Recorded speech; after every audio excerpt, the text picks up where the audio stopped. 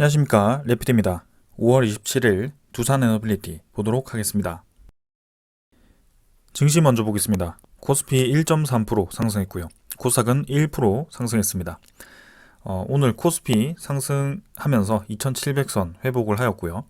마지막에 반등을 하면서 2700선 안으로 다시 들어왔습니다. 기관 투자자의 매수세로 올라갔고요. 3200억 정도 코스피에서 매수를 했습니다. 외국인 투자자는 1,300억 정도 코스피에서는 빠져나가는 모습이었습니다.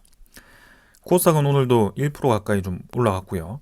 외국인 투자자 600억 매수, 기관 투자자가 1,100억을 매수하면서 오늘 코스피와 코스닥 모두 기관 투자자에 의한 매수세로 올라가는 모습이었습니다. 코스피는 지금 떨어지는 듯 하면서도 다시 오늘 양봉으로 말아 올리는 모습이었고요. 21선 위로 다시 자리를 잡으면서 아직까지는 추세가 꺾이지 않았다는 것을 보여주고 있습니다. 그래서 아래 지점을 점점 높여주면서 저점을 높이는 그런 상황으로 진행되고 있고요. 계속해서 반복적으로 터치를 하는 2780선 정도 이 공간을 좀 뚫어줘야 될 것 같습니다. 좀 더 이제 시간을 두고 지켜봐야 될 것 같고요. 아무래도 코스피가 고점을 갱신하기 위해서는 시장 전체가 좀 안정화를 찾아야 됩니다. 그래서 물가에 대한 지표가 빨리 안정화가 되었다라는 그런 표시가 좀 나와야 될 것 같고요. 여전히 이제 글로벌 증시들이 크게 떨어지지 않고 고점 부근에서 조금씩 밀어 올리는 모습이긴 한데요. 만약이라도 이제 물가가 계속 잡히지 않고 다시 한번 FOMC라든지 그런 금리에 대한 인상 가능성이 이런 시장에 악재로 작용할 수 있기 때문에 아직까지는 방심하기는 어렵다라고 말씀을 드리고 싶습니다. 그래서 계속해서 시장에 대한 경계감을 가지면서 투자를 좀 해야 될 것 같고요. 물가가 어떤 방향으로 갈지는 저도 아직까지는 감이 잡히지 않고 있습니다. 그래서 이런 고금리 5.5%에 대한 금리가 이렇게 유지가 되었을 때 정말 물가가 서서히 잡혀갈 것인가 여기에 대한 의문이 아직도 있기 때문에 그 신호만 좀 확실하게 나와준다면 시장은 좋은 방향으로 갈 것 같습니다. 자, 투자 수급은 기관 투자자 오랜만에 매수 들어왔고요. 아무래도 또 대부분 금융 투자 위주로의 매수세였습니다. 특별하게 주목할 만한 수급 없었고요. 외국인 투자자는 이틀 정도 들어왔던 거 이틀 만에 빠져나가는 모습입니다. 자, 그 다음 코스닥이고요. 코스닥도 지금 847포인트로 1% 가까이 올라왔는데 사실 여전히 코스닥은 낮은 상황입니다. 쌍바닥 근처에서 지금 반등을 했는데요. 아직까지 코스피보다는 확실히 낮은 위치에 있고요. 코스피는 여전히 상승세를 유지하면서 위쪽에 자리를 잡고 있는데 이 코스닥은 아직까지도 하락을 제대로 반등시키지 못한 채로 아래에 위치하고 있습니다. 그래서 어떻게 보면 이제 쌍바닥 형태의 지지점을 지지를 했다라고 볼 수도 있지만 언제든지 이제 시장이 좋지 않고 여기서 또 눌러진다면 오히려 쌍바닥 자리가 깨질 수도 있는 그런 자리이기 때문에 조금은 이 차트를 가지고는 판단하기는 어렵습니다. 그래서 여전히 이제 이 저점을 점점 높이고 고점을 높이는 그런 추세에 있다라고도 볼 수 있겠지만 지금 사실 그 추세에서 조금 벗어난 듯한 움직임이 좀 나왔고요. 최근에 그 움직임은 시가총액 상위 종목의 그런 이슈 때문에 좀 떨어지기도 했기 때문에 일단 좀 지켜보겠습니다. 아무튼 결론적으로는 코스닥은 확실히 지금 코스피보다는 약하고요. 그런 시장에 대한 분위기가 기술주보다는 실적주 위주로 집중될 수밖에 없는 그런 상황이기 때문에 조금 더 코스닥에 대한 기술주들은 보수적으로 접근하는 게 좋을 것 같다라고 말씀드립니다. 기관 투자자는 1,000억 정도 매수했고요. 마찬가지입니다. 금융 투자 위주로 매수가 들어왔고 나머지 투자자들은 크게 들어오지 않았습니다. 외국인 투자자는 610억 정도 매수를 했고요. 5월 23일과 5월 27일 이렇게 이제 이틀 정도 들어왔고 아직까지 특별하게 많이 들어왔다라고 보기는 어렵습니다. 그래서 천천히 좀 들어와주고 있기 때문에 조금 더 지켜보겠습니다. 해외 증시는 다우, 나스닥, 다우는 보합 수준이고 나스닥이 계속 힘을 받고 있죠. 16,900포인트까지 거의 17,000포인트까지 도달을 했습니다. 그만큼 지금 강세를 띠고 있고요. 니케이도 마지막에 반등을 했고 상해종합도 반등을 하면서 시장 전체가 좀 오늘 올라가는 모습이 나왔습니다. 환율은 5원 정도 하락을 했고요. 1363원으로 올라가는 듯 하면서 다행히 좀 추세가 꺾이는 모습입니다. 그래서 계속 이 반등세를 유지하면서 위로 치고 나간다면 또 우리나라 증시에 또 부담스러울 수 있기 때문에 그런 것들을 좀 봐야 될 것 같고, 적절한 시기에 음봉이 나와주면서 좀 눌러주는 그런 모습이었습니다. 하지만 여전히 환율은 높은 상황이고, 상방 추세로 지금 계속 수렴을 하고 있는데, 여기서 크게 올라가기 위한 수렴보다는 좀 이제 앞으로는 눌러질 만한 그런 소스들이 기다려지고 있기 때문에, 어떻게 보면 이제 생각보다 빠르게 환율이 갑작스럽게 떨어질 수도 있다라고 생각이 좀 듭니다. 근데 그 시기가 언제인지는 아직은 알 수가 없고요. 물가가 잡히기 시작했다라는 그 시그널만 나온다면 환율은 급락을 할 거라고 예상이 됩니다. 그러나 만약에 물가가 잡히지 않고 계속 유지가 된다면 이러한 추세들이 유지가 될 거고요. 환율이 이제 이전 전례가 없는 1,300원대를 굉장히 오랫동안 유지하는 그런 이 기록을 계속 갱신을 할 것으로 보여집니다. 자, 그래서 일단은 빨리 물가가 잡히는 것이 우선일 것 같습니다.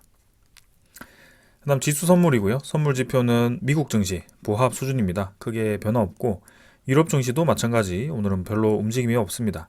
그래서 뭐 이 정도로 가볍게 넘어가도록 하고요. 원자재 가격은 78달러 국제유가, 그다음에 천연가스는 2.78달러입니다. 그래서 최근에는 확실히 국제유가보다는 천연가스가 좀 많이 올라가는 모습이고요. 잠깐 꺾이는 듯 했는데 또 이제 가격이 반등을 하면서 고점 부근에 또 위치를 하고 있습니다. 그래서 천연가스가 지금 1년 차트로 보면 2점 후반대에서 주로 이 유지를 했던 모습인데 그 올 초에 좀 떨어졌다가 다시 지금 회복을 하면서 천연가스에 대한 가격이 좀 부담스러운 위치까지 또 올라오기 시작했습니다. 그래서 이게 어디까지 올라갈 것인지는 좀 더 봐야겠지만 이전에 이제 우크라이나 러시아 전쟁으로 인한 그런 파동이 또 한 번 나타날 것인가에 대해서도 좀 경계를 해야 되는 그런 상황입니다. 이러한 원자재들이 계속 저렇게 높은 가격을 유지하면 할수록 또 시장에 대한 왜곡이 될 수도 있고요. 금리를 높여서 물가를 잡으려고 하지만 또 이러한 지정학적 변수들 때문에 계속 이렇게 원자재 가격이 그런 이 변수들이 좀 많아지면서 금리를 올린다고 또 물가가 잡히지 않는 그런 이상한 상황이 좀 벌어지는 거죠. 그래서 그런 것들을 우리가 이제 좀 봐야 될 것 같고, 뭐 이렇기 때문에 우리가 당장 투자를 멈추고 현금 확보를 무조건 해야 된다. 이렇게 보기보다는 좀 이제 보수적으로 접근을 하되 좀 이제 천천히 좀 접근을 하는 그런 마인드를 가지고 진행을 해보려고 합니다. 결국에는 우리가 바라보고 있는 그 상황은 결론적으로는 물가가 안정화되고 금리가 떨어지는 방향으로 확실하게 지금 짚고 가고 있기 때문에 그 시기가 늦어질 뿐이지 영영 오지 않는다는 것은 아니거든요. 그래서 그러한 상황을 좀 계속 지켜보겠습니다. 다음 미국 10년물 국채 금리는 4.47%로 진행이 되고 있고요. 최근에 뭐 좀 반등을 하면서 4.4%대 계속 유지 중입니다. 조금 더 떨어져서 4.3%까지도 갔었지만 좀 반등을 했고요. 일단 뭐 전체적으로는 계속 고점 부근에서 좀 떨어지는 듯한 모습입니다. 그래서 전고점을 넘지 못한 채로 다시 한번 조정기로 들어갔고 아직까지도 높은 상황이긴 하지만 여기서 좀 아래로 떨어진다면 더더욱 좋을 것 같습니다. 그래서 국채금리 어떤 방향으로 가는지 일단 계속 체크할 거고요. 우리나라 증시가 올라가기 위해서는 국채 금리가 떨어지고 우리나라의 그런 원화 가치가 높아지면서 이제 원달러가 떨어지는 그런 방향으로 가야 될 것 같습니다. 자, 오늘 여기까지 증시 보았고요. 종목으로 가도록 하겠습니다. 두산 에너빌리티 보겠습니다. 오늘 3,040원 상승해서 16.65% 상승했고요. 21,300원으로 마무리가 되었습니다. 자, 오늘은 거의 뭐 두산 에너빌리티에 제가 이제 영상을 진행하면서 역대급으로 이제 상승을 했다라고 말씀을 드릴 수 있을 정도로 아주 강한 상승이 나왔습니다. 그래서 어쩌면 이제 2021년 6월, 7월 정도 요때 피크점에서 등장했던 그런 거래량과 그런 강도로 올라갔고요. 굉장히 강한 상승이 나왔다. 그래서 요게 이제 시발점이 될 수가 있고요. 저는 아주 좋게 보고 있습니다. 그동안 몇 년 동안 계속 제가 얘기하던 그 거래량이 아주 시원하게 한번 이렇게 뽑아지면서 아주 큰 갭으로 양봉을 이제 윗꼬리 별로 없이 장 마지막까지 밀어올리는 그런 모습이 나왔고요.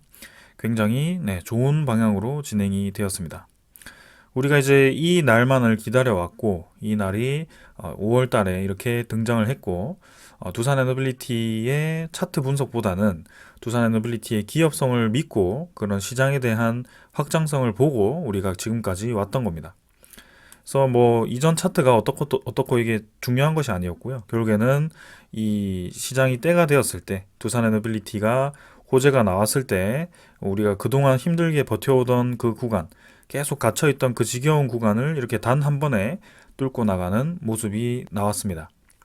그래서 결국에는 우리가 아래 구간에서 계속 매집했던 그 결실이 지금 맺어지는 상황인 거고요. 저는 21,300원으로 오늘 굉장히 많이 올랐다라고 말씀을 드리고 싶지만 사실은 더 올라갈 거라고 보고 있습니다. 그래서 우리의 목표치가 아직도 멀었거든요. 네, 지금 저는 적어도 이제 전 고점까지는 치고 나가야 된다라고 보고 있기 때문에 그 월봉이 지금 이대로 나갈 것인가 아니면 조금 천천히 올라갈 것인가는 저는 뭐 100% 말씀드릴 수는 없습니다. 그러나 확실히 이번 기회에 좀 힘을 받았고 네, 지금 이제 줄줄이 나올 수 있는 좋은 소식들이 대기 중이기 때문에 그 좋은 소식들이 현실화만 된다면 저는 충분히 이 정고점을 넘을 거라고 보고 있습니다. 자, 그래서 이제 정말 오래 버텼고 지금 이제 오랜만에 이제 평단가가 왔거나 수익이 나신 분들이 있을 겁니다. 근데 그런 분들이 이제 잘 하는 상황이 그동안 버텨왔던 그런 지루한 시간들을 생각을 하면서 이제 그만 지루하고 싶다. 이제 그만 끝내고 싶다. 이렇게 하면서 여기서 매도를 해버리는 겁니다. 그거는 이제 저는 추천드리지는 않습니다. 왜냐하면 그동안에 없던 거래량이 나왔다라는 점, 그리고 그동안에 볼 수 없었던 상승률이 나왔다라는 것은 두산 에너빌리티가 지금부터 주목을 받을 것이다라는 시작 신호라고 보셔도 되고요. 네, 지금부터 시작입니다. 그래서 내일 뭐 16%, 20%또 오른다 이렇게 얘기하는 것이 아니고요. 내일부터 천천히 2%, 3%씩 올라가더라도 아주 장기적으로 이제는 힘을 받아서 위로 치고 나갈 가능성이 있다. 혹은 천천히 가는 게 아니고 이전처럼 한번 힘을 받기 시작해서 단숨에 그냥 3배 가까이 올라가는 그런 그림을 만들 수도 있다. 이렇게 좀 생각이 됩니다. 그래서 우리가 뭐 지금 앞으로를 어떻게 움직일 거다라고 예측을 하기보다는 그냥 있는 그대로 그냥 가시면 될 것 같고요.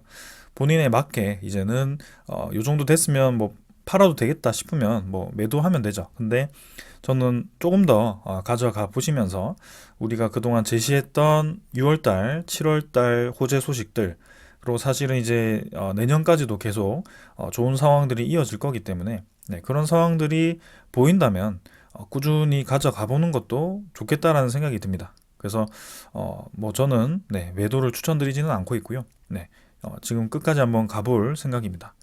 그래서 뭐 정말 이제 올라갈 때마다 이제는 우리가 떨어질 때마다 분할 매수를 했다면 이제는 올라갈 때마다 분할 매도를 하는 시기가 올 거고요. 그 시기마다 천천히 덜어낸다면 고점을 정확하게 맞추기보다는 적절한 영역에서 넓게 이제 매도를 한다면 결국에는 우리가 성공한 투자가 되었다라고 얘기를 할 수 있을 겁니다. 저는 그렇게 이제 생각을 하고 있고 그런 말씀을 드리면서 시작을 해보겠습니다. 자, 시간의 거래 정말 이제 보기 힘든 거래량입니다. 지금 10분 동안에 25만 주가 거래되는 그런 상황인 거고요. 21,750원으로 장외 마감도 450원이나 올라가면서 마감이 되었습니다. 그래서 거래량 전체가 거의 뭐 100만 주에 가까울 정도로 시간의 거래가 상당히 이제 힘을 받는 모습이었고요. 오늘 전체 거래량도 보시면 6,800만 주입니다. 두산 에너빌리티 전체 거래주가 6억 4천만 주인데요. 10% 이상이 지금 거래가 되었습니다. 두산 에너빌리티가 정말 이제 핫하게 움직였다라고 말씀드릴 수 있을 것 같고요. 평소에 정말 적은 거래량 200만 주, 100만 주, 400만 주 그런 수준에서 거의 뭐 20배 가까이가 올라가는 그런 모습이 나왔습니다. 결국에는 주식수가 많아서 못 올라가는 게 아니고 관심을 받았지 않았을 뿐이고 매수세가 약했기 때문이었다라고 여기서 한번 또 얘기가 나올 수 있습니다. 지금은 오를 만한 소식이 있었기 때문에 올라간 거고요. 그 소식은 조금 이따가 자세하게 좀 살펴보도록 하겠습니다. 자, 아무튼 드디어 2만원 돌파했고요. 호가 단위가 50원 단위로 바뀌었습니다. 그래서 정말 오랜만에 진입했고 이제는 앞으로 쭉 2만 원대를 유지하면서 위로 치고 나가기를 기대해 보겠습니다. 자, 더할 나위 없이 좋은 차트였고요. 네, 너무 좋게 나오니까 또 제가 말씀드릴 게 없습니다. 네, 이미 고점 다 돌파되었고 이제는 전반적으로는 평소에 우리가 횡보하던 그 박스권 안으로 진입을 했습니다. 요때 이제 블록딜로 떨어졌던 그 구간 완전히 다 메워줬고요. 그 이상으로 올라왔고 이제는 유상증자와 뭐 그런 뭐 좀 다른 이 블록딜이라든지 뭐 아니면은 신주인수권부 사채라든지 그런 것들이 이제 나오지 않을 법한 재무이기 때문에 그런 것들은 좀 걱정하지 않으셔도 될 것 같고요. 두산에너빌리티가 우리가 그동안 좀 이제 유상증자도 참여하고 오랫동안 이렇게 지켜봐왔기 때문에 그러한 이제 폭발할 수 있는 힘을 길러왔다라고 생각이 듭니다. 기술력이 있었기 때문에 지금까지 올 수 있었고 앞으로가 더 기대되는 기업이기 때문에 끝까지 한번 봐주셨으면 좋겠습니다. 자, 월 거래가 단숨이 이렇게 올라왔고요. 단숨에 이제 3월 거래량과 맞먹는 수준까지 왔습니다. 그래서 이번 주 금요일까지 이제 이 5월달 장이기 때문에 충분히 이제 3월달 거래량을 돌파할 수 있을 것 같고요. 확실히 이제 힘을 받아서 좀 올라갈 것으로 예상이 됩니다. 자, 투자 수급을 볼까요? 수급은 기관 투자자 182만 주 매수, 외국인 투자자가 577만 주를 매수했습니다. 자, 계속 외국인 투자자가 매수를 이어오다가 오늘 더 많은 매수량을 진행했고요. 결국에는 외국인 투자자가 매수했던 이유가 있었던 것이죠. 이러한 날을 예상을 했던 것이고 이러한 상황을 다 보고 오랫동안 매집을 했던 겁니다. 주가가 횡보를 하는데 외국인 지분이 늘어나는데 얘들 왜 사느냐, 이런 날을 지켜보고 이런 날을 예상하고 샀던 겁니다. 우리도 따라서 계속 매수했었죠. 떨어질 때마다 매수했던 거고요. 이 기관 투자자, 외국인 투자자가 물량을 모아갈 때 개인 투자자들은 이제 빠져나갔겠지만 우리 구독자분들은 일반 개인 투자자들과는 다른 반대 움직임을 보였습니다. 왜냐하면 외국인 투자자와 기관 투자자가 매수를 하고 있고 기업에 대한 성장성이 보이기 때문이었죠. 그래서 그런 것들을 잘 기억하시고 두산에너빌리티가 아니더라도 다음 종목에서도 좀 그러한 접근으로 진행을 하시면 좋겠습니다. 자, 그래서 지금 더할 나위 없이 좋은 수급, 좋은 차트, 좋은 거래량, 그냥 모든 박자가 다 맞다. 그래서 이제는 뭐 누가 말해도 내일은 올라갈 거고요. 내일 모레도 올라갈 걸로 좀 예상이 됩니다. 그래서 지금부터는 올라간다 떨어진다가 중요한 게 아니고 우리가 기다리고 있는 두산에너빌리티의 확장성이 현실화가 되는지만 집중하면 될 것 같다라는 말씀을 드립니다. 그래서 금융투자 56만 주, 뭐 보험 22만 주, 투신 33만 주, 연기금 투자자 65만 주 매수하면서 기관 투자자 뭐 당연히 대부분 좋은 매수량 보여주었고요. 외국인 투자자는 뭐 거의 역대급으로 많은 매수량을 보여주었습니다. 자, 그래서 지금 아주 좋은 그림으로 진행 중이고요. 자, 결국에는 외국인 투자자가 지분을 늘리면서 공매도 잔고를 줄였었죠. 지금 공매도 잔고를 줄인 이유도 또 한 번 나오는 것 같습니다. 이렇게 급등하기 전에 이미 물량을 다 상환시킨 상황이었고요.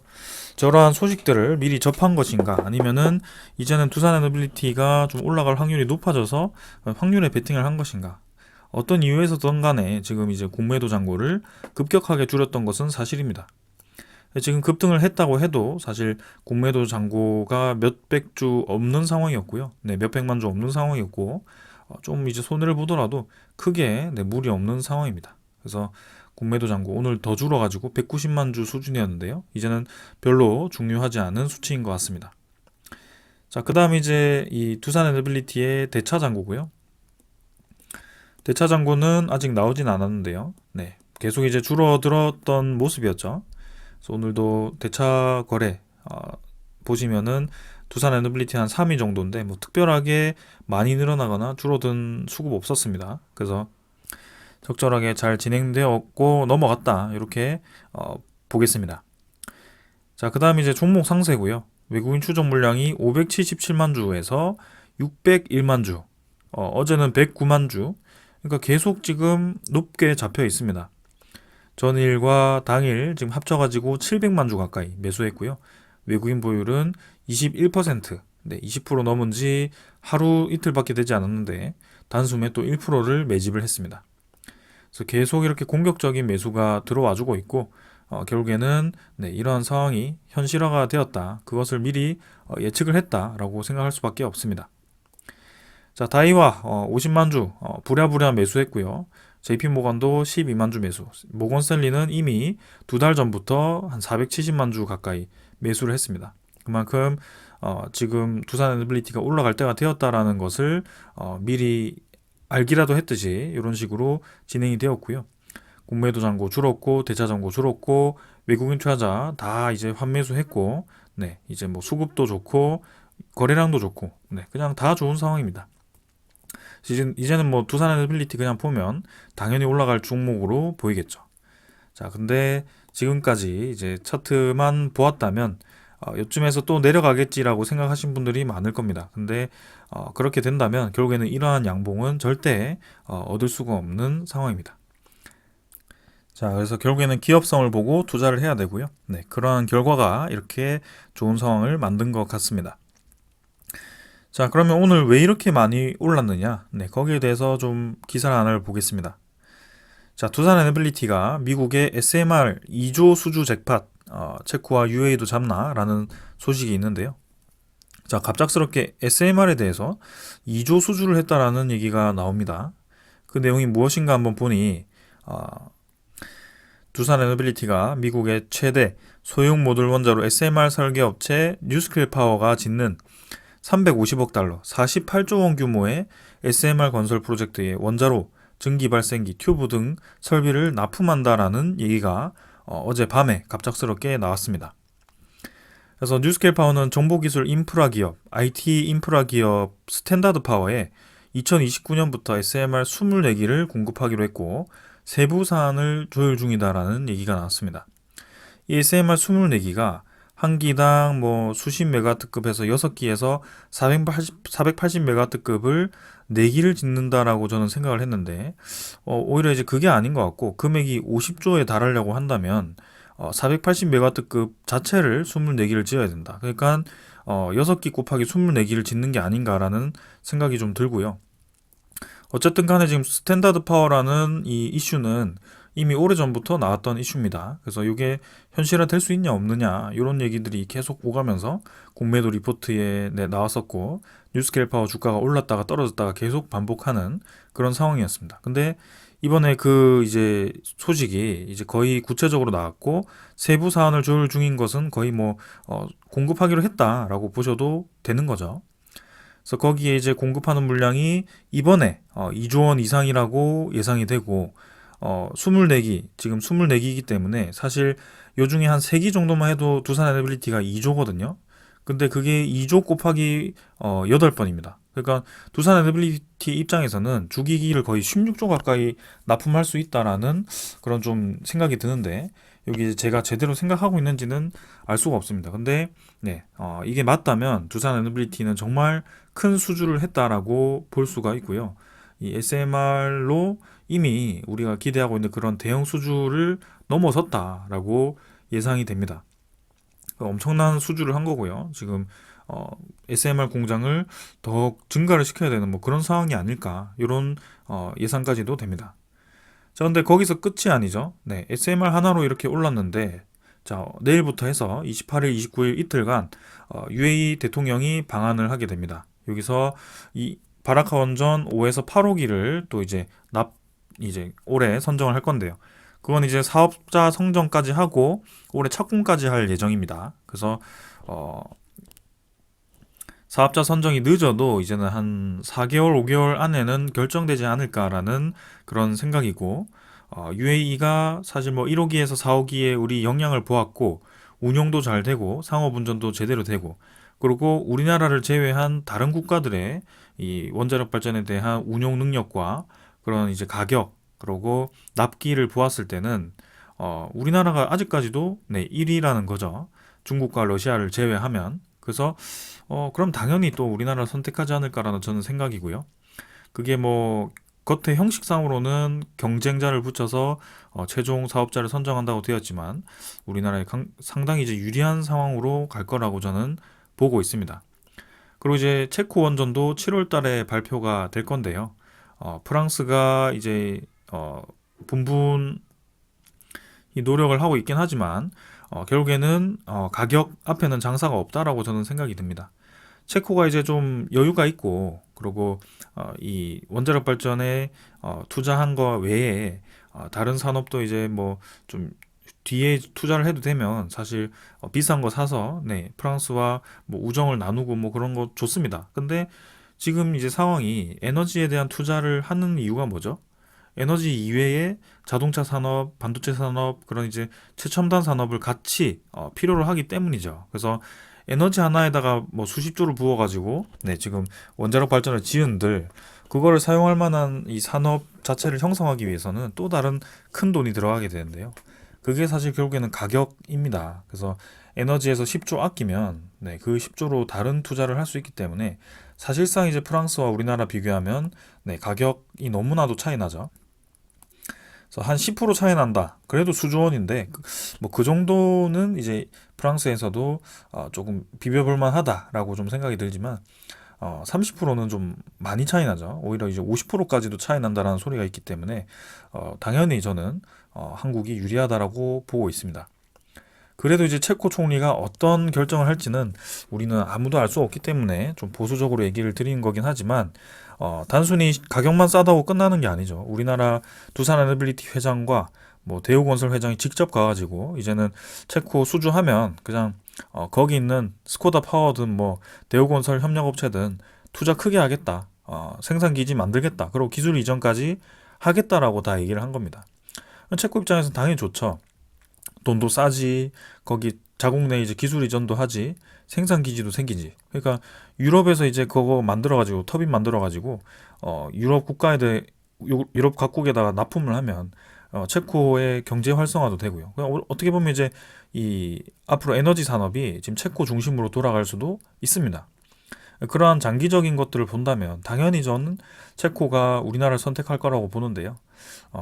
단 하나의 그 변수 때문에 좀 이제 애매한 상황이긴 합니다. 그래서 웨스팅하우스에 대한 소송전이 좀 잘 해결돼야 될 것 같고 지금 미국발 좋은 소식이 들려왔기 때문에 이제 그 다음은 웨스팅하우스 소송이 합의가 되었다. 이 소식만 들리면 될 것 같습니다. 요것만 들리면 이제는 모든 리스크는 끝났다라고 말씀드릴 수 있을 것 같고 웨스팅하우스와 합의를 했다라는 그 자체만으로 우리나라가 진입할 수 있는 원자력 프로젝트가 엄청나게 넓어졌다. 네. 웨스팅하우스가 수주했던 그 프로젝트도 우리나라와 기자재 협력을 해서 두산에너빌리티는 더 많은 기자재를 생산해야 된다.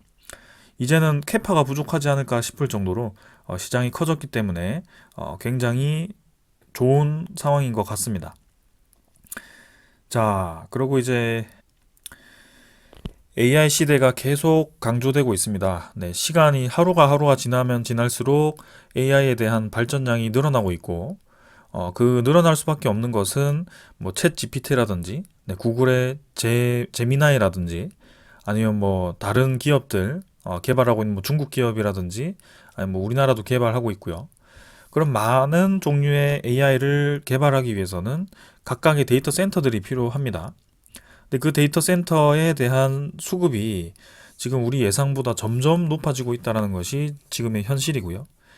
SK 하이닉스, 삼성전자, 뭐 TSMC 이런 반도체 기업들이 주목을 받고 있는 게 HBM과 거기에 이제 인공지능을 돌릴 수 있는 그런 IC 회로가 필요하기 때문입니다. 그래서 반도체에 대한 수요가 그렇게 급증했는데 그렇게 많은 반도체를 찍어내봤자 전력이 없으면 무소용이잖아요. 그래서 그게 지금 이 현실화가 되고 있는 거고 거기에 대해서 지금 스탠다드 파워가 그런 상황을 예상하고 뉴스케일 파워에다가 24기를 공급해달라라는 그런 얘기를 한 겁니다.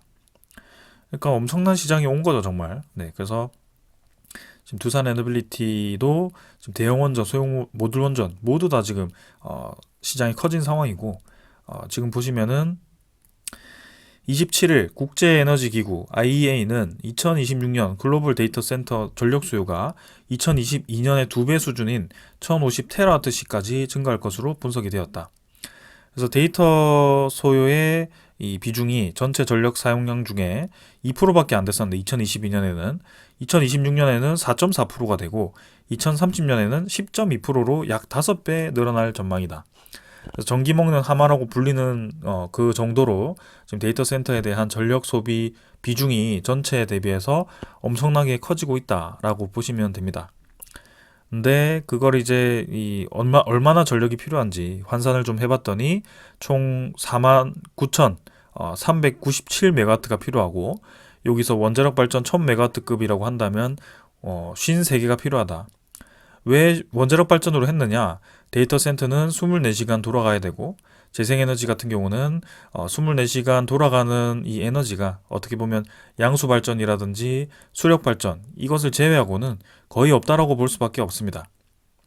근데 수력 발전도 그 강수위가 유지가 되고, 양수 발전도 그 강수위가 유지가 되어야만 그렇게 똑바로 돌아가는데요. 예를 들어서 뭐 최근에 우리나라가 이제 비가 많이 와서 수력 발전, 양수 발전에 유리한 상황이 만들어졌다면, 사실 3, 4년 전만 해도 계속 뉴스에 도배됐던 게 가뭄입니다. 가뭄이어서 저수율이 뭐 50% 미만으로 갔다, 30% 미만으로 갔다, 이런 얘기가 심심치 않게 나왔습니다. 그래서 그게 지금 엘니뇨라는 그런 지구 온난화 때문에 우리나라에 지금 비가 많이 오는 것처럼 보이지만, 반대편에는 계속 가뭄이 이어지고 불이 나고, 네, 뜨거운 볕이 오는 거고요. 그게 지금 어떻게 바뀔지 모릅니다. 우리나라가 앞으로 3, 4년 뒤에도 이렇게 물이 많고 비가 많이 오는 그런 국가일지, 갑자기 날씨가 180도 바뀌어가지고 네, 가뭄이 나고 수력 발전을 할 수 없을 정도의 그런 강수위가 유지가 된다면, 수력 발전 지금 아무리 많이 지어놔봤자 소용이 없는 상황이 되는 거죠. 그래서 결국에는 기후에 영향을 받는 에너지일수록 기후가 변동이 커질수록 불안정해진다라는 역설적인 상황이 생기는 겁니다. 그래서 재생에너지에 대한 한계가 여기서 드러나는 거고요. 데이터 센터에 대한 모든 전력을 원자력 발전으로 한다라는 것은 조금 무리가 있을 수 있지만, 기저에는 최소한 데이터 센터를 돌릴 수 있는 안전한 범위까지는 그런 에너지원을 확충한 다음에 나머지를 이제 재생에너지로 좀 변동이 되더라도 적절한 수준으로 운용을 한다면 효율적이지 않을까라는 생각입니다. 아무튼 이 AI 데이터 센터는 재생에너지보다는 확실히 원자력 발전이 조금 더 유리하다라고 말씀을 드리고 싶고요. 거기에 대해서 우리나라도 좀 빨리 대처를 해야 된다라고 생각이 됩니다. 그래서 아직까지도 지금 고준위법에 대한 통과 여부가 결정되지 않았습니다. 이제 28일이 마지막이죠. 내일 통과 안 되면 끝입니다. 그래서 끝까지 뭐 노력하겠다라고 이제 산업차관이 직접 나선다라고 하지만, 이렇게 통과 안 되고 또 넘어가면 내년 다음 이제 국회 때 또 이제 계속 논의를 할 거고요. 결국에는 이제 원전 가동을 멈추겠다. 지금 이제 체코 원전이니 폴란드 원전이니 UAE 원전이니 지금 중요한 시기에 우리나라 이제 뭐 제조 기술 좋고 한데 핵 처리에 대한 문제가 아직까지도 해결되지 않았다. 왜 아직까지도 그 핵 처리 통과를 하지 않느냐? 네, 그게 뭐 아직까지도 재생에너지 아리백에 대한 그 개념에 매몰되어 있는 것인가? 네, 그런 것들이 좀 한심합니다, 한심해. 네, 그래서 이제는 좀 세계에 대한 흘러가는 방향을 다시 둘러보아야 되지 않나라는 생각이고요. 미국을 필두로 해서 가장 앞서 나가는 국가들이 왜 데이터 센터에 주목을 하고 있고, 왜 AI에 맞춰서 SMR이라든지 원자력 발전을 지금 주목하고 있는지, 그거를 정확하게 좀 봤으면 좋겠습니다. 그걸 알면서도 정쟁을 위해서 그렇게 반대를 한다면 우리나라를 정말 쇠퇴시키는 잘못된 선택이다라고 저는 생각이 좀 듭니다. 아무튼 얘기가 좀 길어졌고요. 우리가 기다리고 있는 그 상황, 이제는 5월 달에 저 고준위 특별법이 통과가 될 것인가. 고준위가 특별법이 통과가 되면 이제 11차 전력 수급 기본 계획에 우리나라도 국내 원전에 대한 계획이 발표가 될 거고요. 대형 원전이든 SMR이든 아마 계획이 들어갈 것 같습니다. 그 다음에 이제 6월 달에는 지금 이제 5월 내일부터 해서 이제 UAE 대통령이 방한을 하게 되고요. 그 대통령이 이제 어떤 보따리를 들고 왔을까?